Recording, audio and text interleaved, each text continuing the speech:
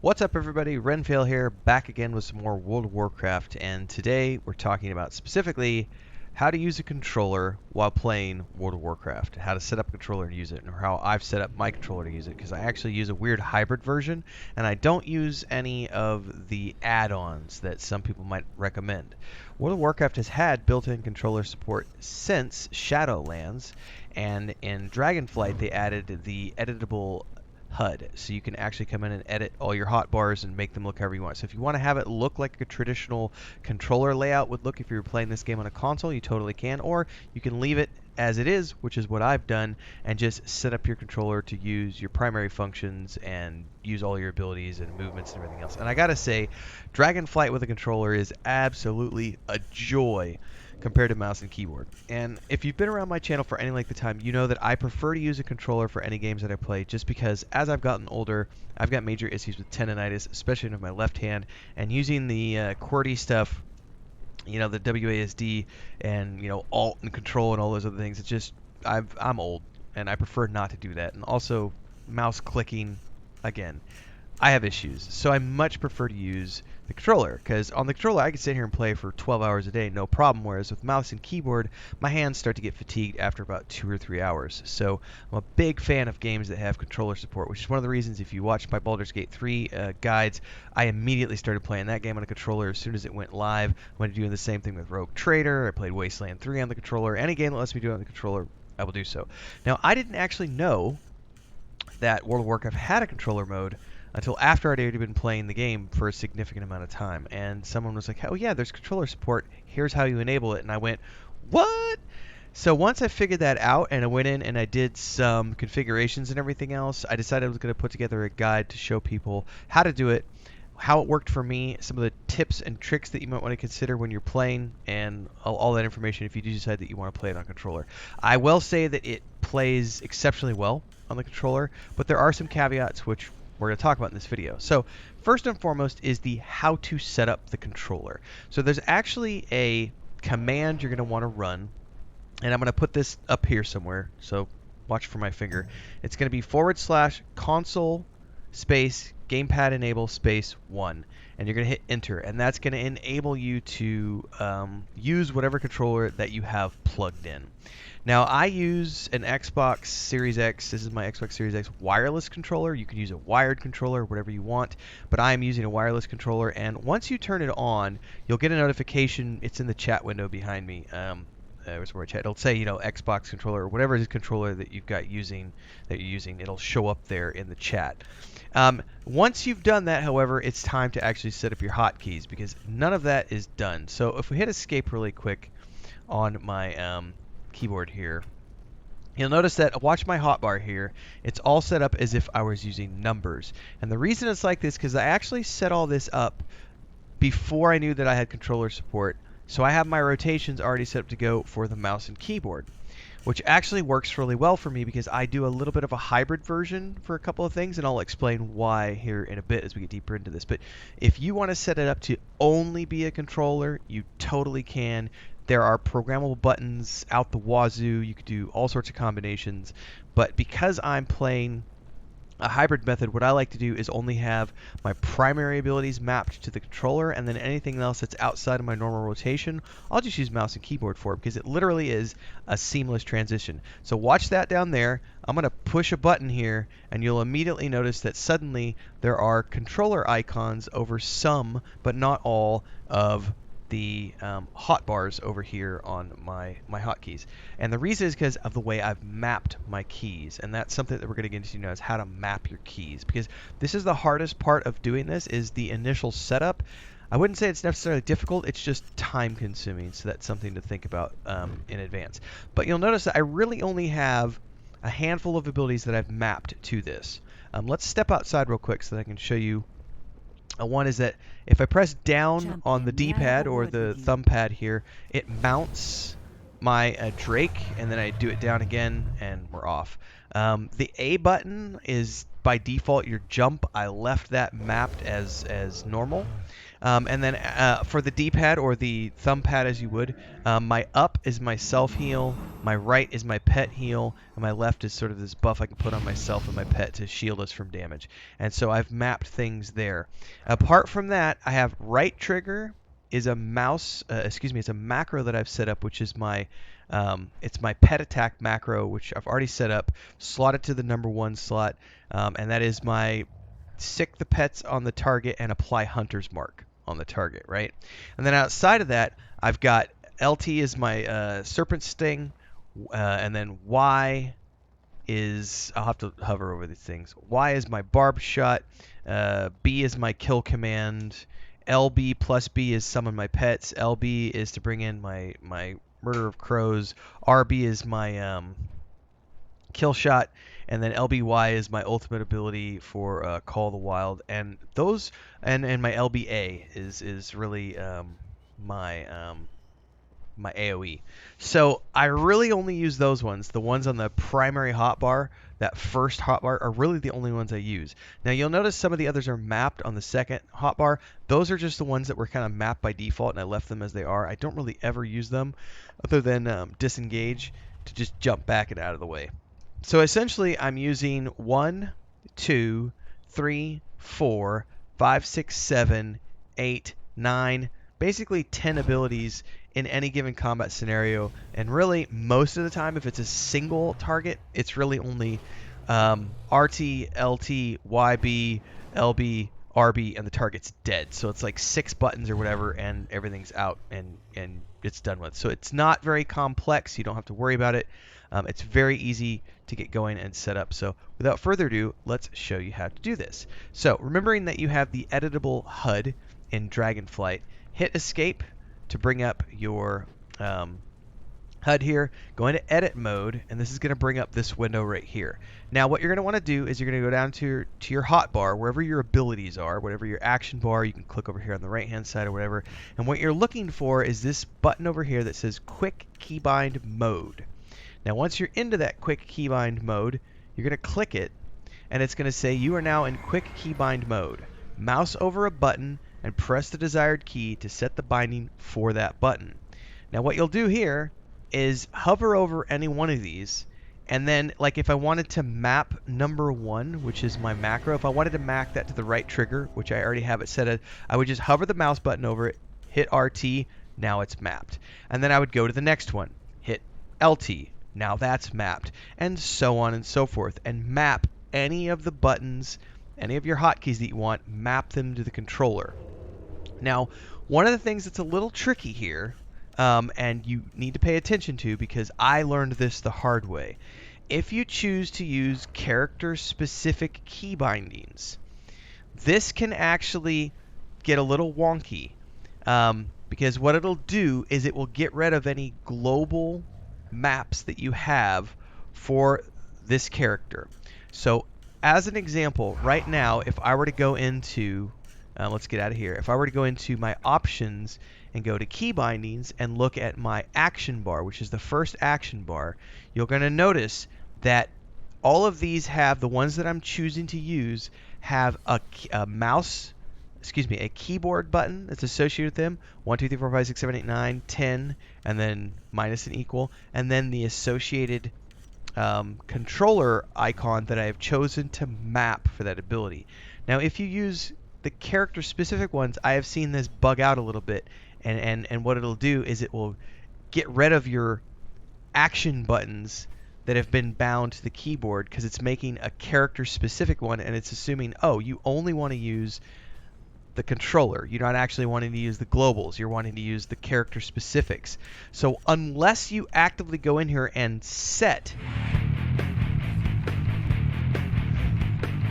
Alright, welcome to the channel, House Salon on Twitch. That's awesome. I should have turned that off before I recorded this video, but I forgot to turn my audio notifications off. Anyway, if you don't also set your keyboard binds to the character-specific controls, what it will do is when you're setting your controller keybinds, it will delete the keyboard keybinds. And then what you'll find yourself doing is if you do decide you want to switch over to the mouse and keyboard in the middle of a combat scenario, you're not going to have any of the keyboard commands, and you'll have to manually click things with your mouse. I found that out the hard way in a live stream. Actually, we were doing a dungeon, and I had already set up it was my first day using the controller, and I went, why is my keyboard suddenly not working? And it's because I had deleted all of these 1, 2, 3, 4, 5, etc. without knowing why I deleted them, and that took a little bit of trial and error to figure that out. So keep that in mind if you choose to use the character specific. But you don't have to use character specific. You can just go in here and do this right away. Set it. When you're done, just click OK, and it will have those set the way you want, and then boom, now you're set up to play however you want to play with your keyboard, with your controller, excuse me. Now, there are a few other caveats to this. One of the things that people recommend, and I also recommend, is that you turn on, and it's off by default, but if you go in here to the options and go into combat, go down to the bottom, there's this thing called action targeting. Now, if you enable action targeting, what it's going to do is it's going to target whatever target is in front of your character is the target that it's going to pick. And so that enables you to just face whatever target you want to target, start attacking it, and good to go. That is extremely useful, but I would also say that it's not good to use in dungeons, because in dungeons, if you're not the tank, this is the caveat to this, unless you're the tank. If you're not the tank, if you're someone like me who's playing the hunter, you don't want to just be attacking, whatever's straight in front of you. You want to be attacking what the tank is attacking. And so therefore what I've done for dungeon scenarios is I've set up an attack macro, which is this one right here, and that literally I just insert the name of the tank, whoever is a tank for our group, and then what I will do is I will drag out my normal hunter macro, which sticks my pets on the mob and hits hunter mark, and I will instead put my my assist macro down there, which means now when I hit the right trigger, what it's doing is it's assisting on that target, and then I can send my pets into attack and do all the things that I would normally do. Quick commercial break, everyone, to celebrate and give thanks to all of these amazing people who keep me on the air full time. Really appreciate the support. All you got to do is join as a member. You get access to private videos. You can also do super thanks on any upload, or super chats and stickers on any live stream or premiere you see. And beyond that, don't forget we're multi-streaming over on Twitch now, so you can support over there as well. Thanks so much to everybody. Let's get back to the video at hand. So that's a caveat for combat. And single player versus group combat is like when you're on single player, I love to use the action combat, but when you're in a group encounter, I wouldn't use that. Or if you can keep it, if you want to keep it on, that's fine. But just start using your macro to assist so that you're not accidentally just targeting whatever's straight in front of you, because that can be bad in dungeon scenarios. The other caveat here is and I gotta remember where it's at here. There's a controls. Sticky targeting, enable interact key if you want to. But here's the thing, where it says interact with target. So that's going to be something where normally you would run around and like right click on the target to interact with them. So like if I went down here, if I wanted to talk to an NPC, I would right click on the NPC, right, with my mouse. And it would bring this menu up. Now, you can also hit the F button. It does the same thing. And if you go into the options, what you're looking to do is you're looking to set up a secondary interact button, which I have chosen to map to the X button here on my controller, because that's what I traditionally will use in like many other games. Like most games, if I'm playing like God of War, Jedi Survivor, whatever, Cyberpunk, all the games that I play on my Xbox, the X button is traditionally going to be like the interact button. So I've set that up to be the interact button here so that I don't have to worry about, using the mouse to interact. I can go over here and just quickly interact to start a conversation. However, when it comes to navigating this right here, it's not that easy. You can, of course, use the right thumbstick to check these and then, hover over one of them and click it. But I don't like to do that. What I like to do is I'll just reach over immediately and start using my mouse. And it's that seamless. Like I can literally just run up. So here's what we're doing. We're running up. I'm clicking, interacting, opening it up, and then I reach down and I use my mouse and I pick the thing I want and I say, where's the transmogrifier? And he says, okay, I've added it to my map. I hit my map button to open it up and I see, oh, there's that right there. Okay, close the map. Let's get on my mount here really quick, and we're going to jump up and we're going to go up, up, and away, and we're going to go search out the transmog dude, because transmog is important. as all people know. And we're going to go find the transmog dudes. He's right here, and we're down into the transmog. Boom, hit this guy, use my mouse, and now we're over and we're transmogging. It's that seamless once you've set it all up. Like I said, the hardest part is just setting up the keybinds the way you want. And then, of course, you know, it does take a little bit of time. If you're used to just doing it with mouse and keyboard, it does take a little bit of time to get used to doing the controller. But I would say, you know, I'm probably playing 90% of my gameplay now when I play World of Warcraft is done on the mouse and keyboard. Or excuse me, controller. Like 85% of what I play now is on the controller, and the rest of it is mouse and keyboard, just to interact really with menus and stuff. And there'll be certain instances. I want to go find a combat scenario real quick if I can. There will occasionally be... Are there any mobs down here? I don't know where I'm going. We're just looking for stuff randomly at the moment.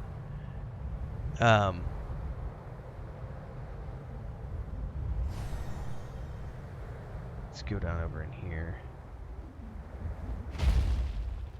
Alright. Now what we're looking for is something so I can get in a little bit of trouble out here, so I can show you what this looks like in combat. Because I've got the auto-targeting enabled so that whatever I face is in front of me. Here's some stuff over here.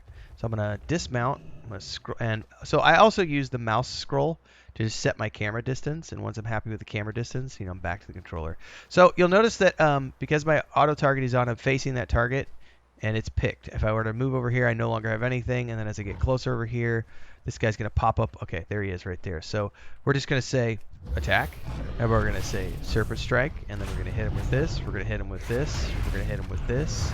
We're going to send in some pets. We're going to do that. We're going to do this. We're going to do this. And finally, we're going to do that. And dead mob and interact, which is going to loot, and then interact again is going to skin. And then I'm going to hop on my mount, and we're going to jump out of here, and we're going to move off to the next target. And voila. Now, here's where I love showing people, because I think the dragon flight is so awesome. The defenders of the Ruby Life Shrine are stretched thin. This is with the controller. Attacks. It's Please just so well lend done. them your aid. And you can set things up. I've only got a couple of main abilities tabbed programmed right now, I should say, which is my go up ability. I forget what they're called, and the other one is the speed forward ability. Those are the two main ones I use at the moment. Now, I haven't done any of the trials yet. I'm getting ready to start doing the flight trials, and I'm going to set up all of my abilities where I want them for flight now too, because I've got other stuff like this one right here, which is number 3, which does that. And then if I recharge a couple times, we get the spin, which I think is just so freaking awesome. So that in a nutshell, everybody, is how you do the controller in World of Warcraft. It's how to set it up, how to use it, how I use it. I'm doing a little bit of a hybrid between mouse and keyboard and controller, but for the most part, to mark what the Dragon Scale expedition has discovered. I'm doing something that I don't know what I'm doing. But why not? We're right here. I have no idea what I'm doing, so let's go over here and land, just so I'm not going crazy. Oh, we could change our mount if we wanted to right here. Anyway, folks, that is a quick and easy guide on how to set up and use a controller in World of Warcraft using the built-in controller support. Obviously, there are add-ons that some people prefer to use. I don't like to use add-ons. Just it's a thing that I have. I prefer to just do whatever I can without using add-ons.